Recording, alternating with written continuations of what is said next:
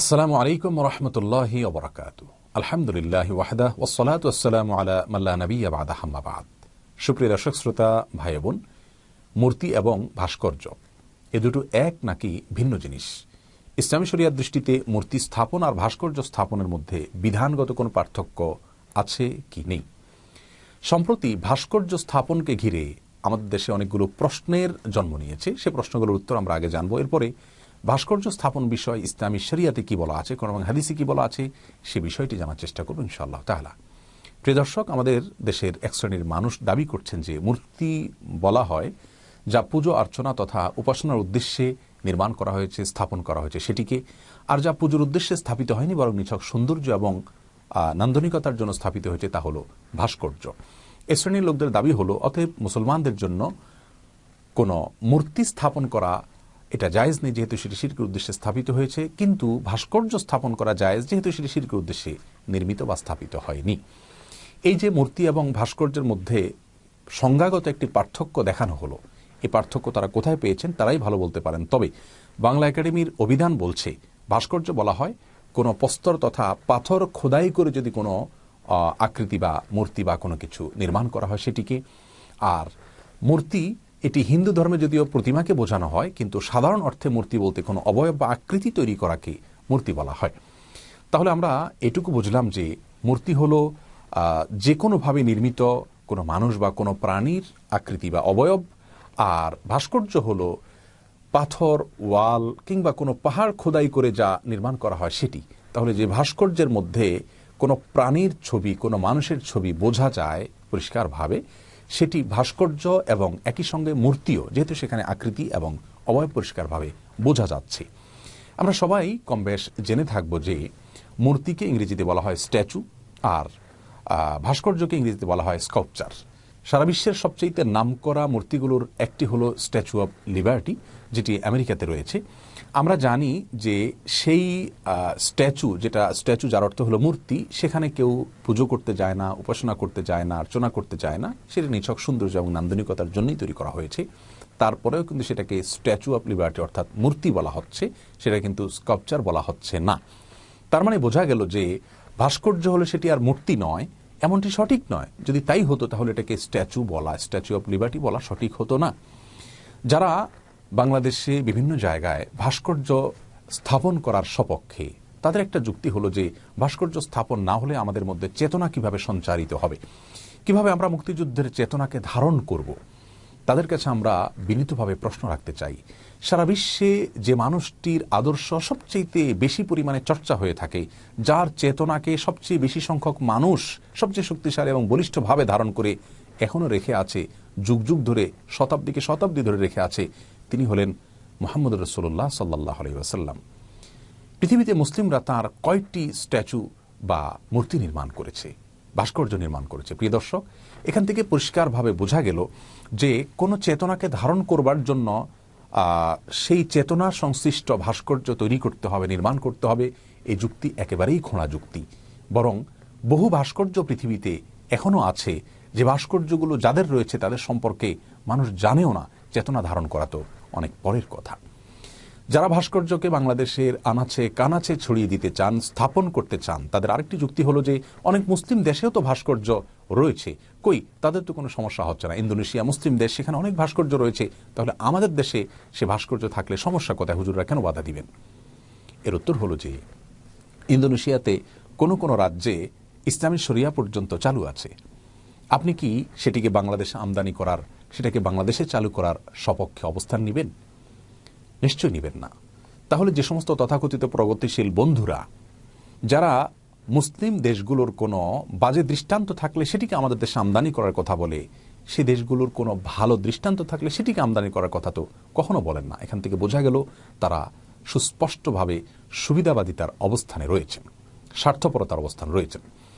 তাদের আরেকটি দাবি হলো যে এটি এক প্রকারের শিল্প, ভাস্কর্য এক প্রকারের শিল্প, অতএব এই শিল্প আমাদেরকে ধরে রাখতে হবে। শিল্পের বিরোধিতা করতে পারে মূর্খ মানুষেরা শুধুমাত্র। প্রিয় দর্শক, আমরা এ ব্যাপারেও তাদের কাছে বিনীতভাবে প্রশ্ন করতে চাই যে যে কোনো কিছু শিল্প হলেই সেটি আমাদের ধারণ করতে হবে? পৃথিবীতে বহু প্রকারের শিল্প আছে, অনেক সমাজে অনেক রকমের শিল্প আছে, সব শিল্পকে আমরা আমাদের সমাজে আমদানি করব? যেমন পাপুয়া নিউগিনি লোকদের শরীরে তাদের দেহে, অবয়বে, তাদের জীবন আচারে, তাদের সংস্কৃতিতে অনেক প্রকার শিল্প আমরা দেখতে পাই, যা দেখে আমাদের দেশের মানুষ অনেক সময় হেসে দেয়, কারণ সেগুলো আমাদের সমাজে নেই। সেই শিল্প নিশ্চয়ই আমরা কেউ আমদানি করব না। যারা আজ ভাস্কর্যের শিল্পকে বাংলাদেশে ছড়িয়ে দিতে চান, তারা তাদের পরিবারের সদস্যদের মধ্যে পাপুয়া নিউগিনির লোকদের শিল্পকে নিশ্চয়ই ধারণ করার কথা বলবেন না। আমেরিকাতে নারী পুরুষরা মানুষের সম্মুখে উলঙ্গ হয়ে যাওয়া, বিবস্ত্র হয়ে যাওয়াটাকে অনেক সময় এরা শিল্প হিসাবে মনে করে। সেই সাথে আপনার দেখা যায় যে কোনো মানুষের গালে ফুটো করে সেখানে লোহা বা কোনো ধাতব কোনো কিছু ঢুকিয়ে দেওয়া হয়, থুতনিতে কোনো প্রকার রিং ইত্যাদি স্থাপন করা হয়, নাকের এক পাশ দিয়ে প্রবেশ করিয়ে অপর পাশ দিয়ে বের করে কোনো পাত ইত্যাদি রেখে দেওয়া হয়। এটা এক প্রকার শিল্প। এই শিল্পকেই তিনি নিজের জন্য, নিজের পরিবারের লোকদের জন্য গ্রহণ করবেন? তাহলে বোঝা গেল যে শিল্প আমার বিশ্বাসের সঙ্গে যায় না, আমার সংস্কৃতির সঙ্গে যায় না, সেই শিল্প আমাকে আমদানি করতে হবে, এটি মোটেও সঠিক কথা নয়। এদেশের লক্ষ লক্ষ কোটি কোটি মানুষ, বরং বেশিরভাগ মানুষ ভাস্কর্য শিল্পকে আমদানি করার জন্য আমাদেরকে বলেনি, বরং এটি আমাদের বিশ্বাসের সঙ্গে যায় না, যার কারণে কোনো কিছু শিল্প হলেই সেটি আমদানি করতে হবে, তা মোটেও সঠিক নয়।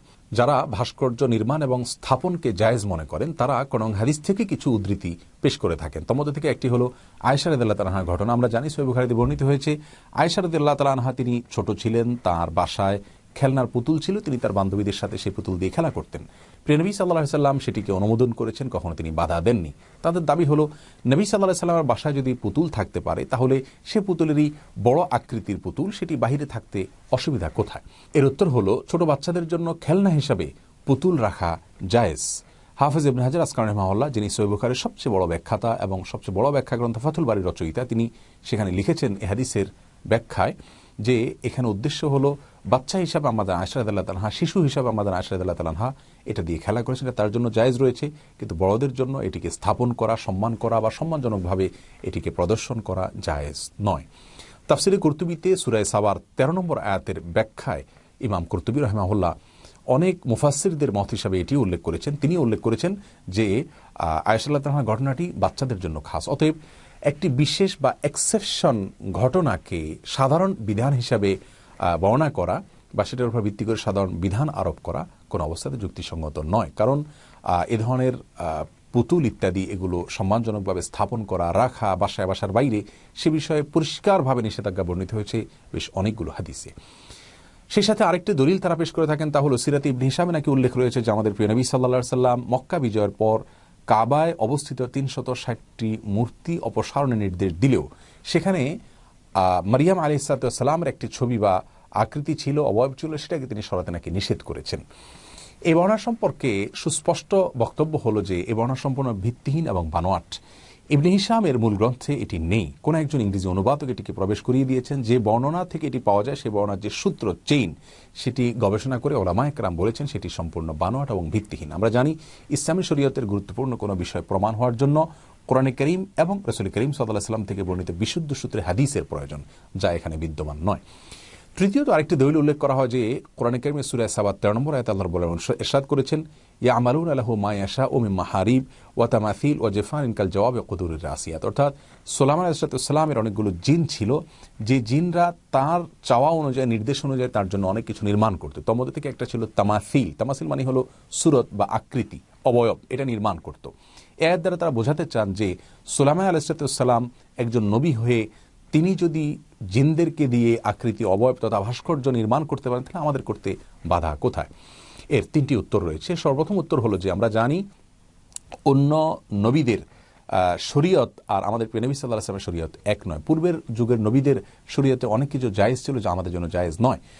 সুলাইমান আলাইহিস সালামের শরীয়তে হয়তো এটি জায়েজ ছিল, কিন্তু আমাদের শরীয়তে সেটি জায়েজ নয়। যেমন তাফসীরে কুরতুবীতে অনেক মুফাসসিরদের মত হিসেবে এটি উল্লেখ করা হয়েছে। সেই সাথে দ্বিতীয় কথা হলো যে অনেক মুফাসসিরগণ বলেছেন, এটিও কুরতুবীতে উল্লেখ হয়েছে যে তামাসিল, অর্থাৎ এখানে যে বলা হয়েছে আকৃতির কথা বা তামাসিলের কথা, ছবির কথা, সেই ছবিটা কোনো মানুষ বা প্রাণীর ছবি না হয়ে হয়তো কোনো অন্য কোনো বস্তুর ছবি ছিল, সেটাকে তামাসিল বলা হয়েছে। আবার অনেক মুফাসসিরগণ বলেছেন যে মূলত সেটি পিতল এবং কাঁসার অবয়ব ছিল, যেগুলো পূর্ণাঙ্গ রূপে কোনো প্রাণীর আকৃতি বোঝা যায় না। এই ধরনের আকৃতি রাখা যায়, হতে পারে। সবচেয়ে বড় কথা হলো প্রথম কথাই, অর্থাৎ সুলাইমান আলাইহিস সালামের শরীয়তে কোনো কিছু থাকলেই সেটা আল্লাহ রাব্বুল আলামিন উল্লেখ করলেই যে আমাদের জন্য অনুকরণীয় হবে তা নয়, বিশেষ করে তার বিরুদ্ধে যদি অনেকগুলো হাদিস সুস্পষ্টভাবে উল্লেখ থাকে। প্রিয় দর্শক, আমাদের সমাজের একটা অদ্ভুত চিত্র হলো, অনেক সময় দেখা যায় যে কোনো বিষয় নিয়ে যখন বিতর্ক হয় তখন টেলিভিশন সেটের সামনে এমন কিছু লোক ওই বিষয়ের ইসলামের আলোকে ব্যাখ্যা নিয়ে হাজির হন, ফতোয়া নিয়ে হাজির হন, যারা আসলে ইসলামী শিক্ষায় শিক্ষিত নন। ইসলামী শিক্ষার ব্যাকগ্রাউন্ডের লোক না হওয়ার সত্ত্বেও তারা ইসলামের আলোকে ওইটার বিশ্লেষণ করতে শুরু করে দেন। এটা সবচেয়ে হাস্যকর বিষয়। আবার এমন কিছু আলেমকেও দেখা যায় এই সমস্ত ব্যাখ্যার সপক্ষে দাঁড়াতে, যারা সমাজের মানুষের কাছে, দেশের মানুষের কাছে আলেম হিসাবে উল্লেখযোগ্য বা পরিচিত কোনো ব্যক্তি নন। পৃথিবীর ইতিহাসে সর্বপ্রথম যারা শিরক শুরু করেছে, যারা প্রতিমা পূজা শুরু করেছে, তারা ছিল নূহ আলাইহিস সালামের জাতি। আর এটা শুরু হয়েছে যেভাবে, তার ইতিহাসটা হলো, নূহ আলাইহিস সালামের অনুসারীরা, তার উম্মতদের মধ্য থেকে কিছু লোক 5 জন তাদের পূর্বেকার নেককার মানুষের, ভালো মানুষের আকৃতি তারা আগে অঙ্কন করলো বা মূর্তি নির্মাণ করলো। তাদের উদ্দেশ্য ছিল যে তাদেরকে দেখে আমরা অনুপ্রাণিত হব, আমাদের ভিতরে ভালো কাজ করার আগ্রহ জাগবে, যেহেতু তারা ভালো মানুষ ছিলেন। এটি দীর্ঘদিন পর্যন্ত সেভাবেই ছিল। এরপর একটা সময় তাদেরকে শ্রদ্ধা ভক্তি করতে করতে মানুষ তাদেরকে সেজদা করতে শুরু করলো, আর এভাবে পৃথিবীতে প্রতিমার পূজা আরম্ভ হয়। প্রিয় দর্শক, আজও আমরা দেখি পৃথিবীতে অনেক ভাস্কর্য শুরু হয় প্রথমে সম্মানের জন্য, সৌন্দর্যের জন্য, চেতনা সঞ্চারিত করবার জন্য। এরপর সেখানে ফুল দেয়া হয়, তারপর সেখানে নীরবতা পালন করা হয়। একটা সময় হয়তো সেখানে মাথা অবনত করে মানুষ সেজদা করবে। ইসলাম শরীয়তের গুরুত্বপূর্ণ একটা মূলনীতি হলো সাদ্দুজ যারায়, অর্থাৎ কোনো অপরাধের দুয়ার উন্মোচিত হতে পারে এরকম পথ বন্ধ করে দিতে হয়। এটা হলো ইসলামের শরীয়তের পরিষ্কার নির্দেশনা। রাসূল করিম সাল্লাল্লাহু আলাইহি সাল্লামের অনেকগুলো হাদিস আমরা এই ক্ষেত্রে পরিষ্কারভাবে পাই। তোমাদের থেকে একটি হাদিস সহিহ মুসলিমে বর্ণিত হয়েছে যে রাসূল করিম সাল্লাল্লাহু আলাইহি সাল্লাম তার প্রিয় সাহাবী আলী রাদিয়াল্লাহু তাআলাকে নির্দেশ করেছেন, তিনি যেন যত প্রকারের ছবি আছে, বিশেষ করে মানুষ এবং প্রাণীর, এই ছবিগুলো যেন তিনি মুছে দেন, এবং যে সমস্ত কবরগুলো উঁচু আছে সেগুলোকে যেন তিনি সমান করে দেন মাটির সাথে, অর্থাৎ উঁচুগুলোকে যেন ভেঙে সমান করে দেন। এখানে কিন্তু কোনো ছবি যেটাকে মানুষ পুজো করে সেটাকে তিনি মুছতে নির্দেশ করেছেন এমন কোনো বর্ণনা নেই, বরং এই বর্ণনা ব্যাপকভাবে বোঝাচ্ছে যে সব ধরনের প্রাণীর ছবিকেই নবী সাল্লাল্লাহু আলাইহি সাল্লাম মুছে দেওয়ার নির্দেশ করেছেন। তেমনিভাবে আবু দাউদে বর্ণিত একটি হাদিস রয়েছে যে একবার জিবরিল রাসূল করিম সাল্লাল্লাহু আলাইহি সাল্লামের বাসায় এসে ফিরে গিয়েছেন। পরের দিন এসে বলেছেন, ইয়া রাসূলুল্লাহ, আপনার বাসায় আমি প্রবেশ করতে গিয়েও বাধাগ্রস্ত হয়েছি, প্রবেশ করতে পারিনি। তার কারণ হলো আপনার বাসার সম্মুখে বা বাসায় যে পর্দা ছিল সেখানে কোন একটা প্রাণীর আকৃতি বা অবয়ব ছিল। তখন নবী আলাইহিস সালাম সেই প্রাণীর অবয়বটাকে মুছে দিলেন বা মাথার অংশকে মুছে দিলেন, তারপর জিবরিল সেখানে প্রবেশ করলেন। এই হাদিস থেকে তো একেবারে পরিষ্কারভাবে বোঝা গেল যে যদি পুজো বা অর্চনার উদ্দেশ্যে না হয়, শিরক করার উদ্দেশ্যেও যদি না হয়, তারপরে সেই প্রাণী থাকলে সেটি মুসলমানের জন্য জায়েজ নয়। রহমতের ফেরেশতা সেখানে প্রবেশ করতে পারেন না, যদিও সেটি শিরক নয়, কিন্তু গুনাহ অবশ্যই, হারাম অবশ্যই। এছাড়া বুখারী মুসলিম একযোগে বর্ণনা করেছে যে রাসূল করিম সাল্লাল্লাহু আলাইহি ওয়াসাল্লাম ইরশাদ করেছেন, আশাদ্দুন নাসি আযাবান ইয়াউমাল কিয়ামাতি আল মুসাউবিরুন, কিয়ামতের দিন সবচেয়ে কঠিন আযাব দেয়া হবে ওই সমস্ত লোকদেরকে যারা ছবি অঙ্কন করে, যারা ভাস্কর্য নির্মাণ করে, মূর্তি প্রস্তুত করে। বুখারী বর্ণনায় আসছে রাসূল করিম সাল্লাল্লাহু আলাইহি ওয়াসাল্লাম ইরশাদ করেছেন, লা তাদখুলুল মালাইকাতু বাইতান ফিহি কালবুন আও সূরাতু তামাথিল, অর্থাৎ ওই ঘরে আল্লাহর রহমতের ফেরেশতা প্রবেশ করে না যেই ঘরে কোনো কুকুর থাকে। পাহারার জন্য রাখলে সেটি জায়েজ আছে, এছাড়া যদি কোনো কুকুর থাকে অথবা কোনো ছবি বা ভাস্কর্য ইত্যাদি থাকে, শোপিস হিসাবে থাকুক বা অন্য কোনোভাবে থাকুক, সেটা থাকলে সে ঘরে রহমতের ফেরেশতা প্রবেশ করে না। বাচ্চাদের খেলনা হিসাবে থাকলে সেটি অনেক উলামায়ে কেরামের জায়েজ রয়েছে। এছাড়া আরেকটি হাদিসে রাসূল আকরাম সাল্লাল্লাহু আলাইহি ওয়াসাল্লাম ইরশাদ করেছেন, কোনো ব্যক্তি যদি কোনো ছবি বা কোনো মূর্তি তৈরি করে, কোনো ভাস্কর্য তৈরি করে, তাহলে কিয়ামতের দিন তাকে বলা হবে যে তুমি তাতে রূহ ফুৎকার দাও। সে তো রূহ ফুৎকার দিতে পারবে না, তখন তাকে কঠোর শাস্তির মুখোমুখি হতে হবে। এছাড়াও বহু হাদিস দ্বারা সুস্পষ্টভাবে প্রমাণিত যে কোনো প্রাণীর ছবি অঙ্কন করা বা ভাস্কর্য নির্মাণ করা এটি ইসলামী শরিয়ার দৃষ্টিকোণ থেকে সম্পূর্ণরূপে নিষিদ্ধ এবং হারাম।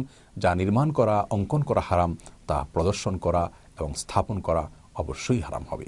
ইমাম নবী রাহিমাহুল্লাহ, হাফিজ ইবনে হাজার আসকালানী রাহিমাহুল্লাহ, ফতোয়া শামীর রচয়িতা ইমাম ইবনে আবিদিন শামী রাহিমাহুল্লাহ সহ গোটা বিশ্বের বড় বড় মুসলিম স্কলাররা সকলেই একমত যে এটি কোনো রূপে জায়েজ নয়। তবে প্রতিমা যেটা অমুসলিমদের উপাস্য, সেটা তারা তাদের উপাসনালয় স্থাপন করবে। মুসলিমরা তাদেরকে অসম্মান করে, অশ্রদ্ধা করে কোনো কিছু বলবে না। কোরআনে কারিমে সে বিষয়ে সুস্পষ্ট নির্দেশনা রয়েছে। কিন্তু মুসলিমরা তাদের নিজের অর্থে, নিজেদের পয়সায়, তাদের সমাজে, তাদের বাসা বাড়িতে কোনো ভাস্কর্য বা কোনো মানুষ বা কোনো প্রাণীর ছবি অঙ্কন করতে যাবে না। আল্লাহ রাব্বুল আলামিন আমাদের সকলকে প্রত্যেকটি ক্ষেত্রে কোরআন এবং হাদিসের নির্দেশগুলোকে অক্ষরে অক্ষরে মেনে চলার তৌফিক দান করুন। আসসালাম। অসহায় মানুষগুলোকে লালন পালন করার দায়িত্ব তো আপনারই। আপনি তাদের ট্যাক্সের টাকা দিয়ে অপচয় বিনষ্ট করে মুসলমানদেরকে তাদের দেশে তাদের রাজপথে মূর্তি ভাস্কর্য দেখতে বাধ্য করবেন। এর চেয়ে অন্যায় আর কি হতে পারে? এই রাজপথে তো আমি হাঁটবো, এই রাজপথে তো আমি গাড়ি চালাবো, ট্যাক্সের টাকা তো আমিও দিই। তো আপনি আমাকে কি জন্য আমার টাকা দিয়ে আমাকে মূর্তি দেখতে বাধ্য করবেন? আমি তো মুসলমান, আমি তো দেখতে চাই না। আপনি আমার টাকা ভালো কাজে লাগান। এই লক্ষ লক্ষ কোটি কোটি টাকা নষ্ট করার কোনো অর্থ হয় না।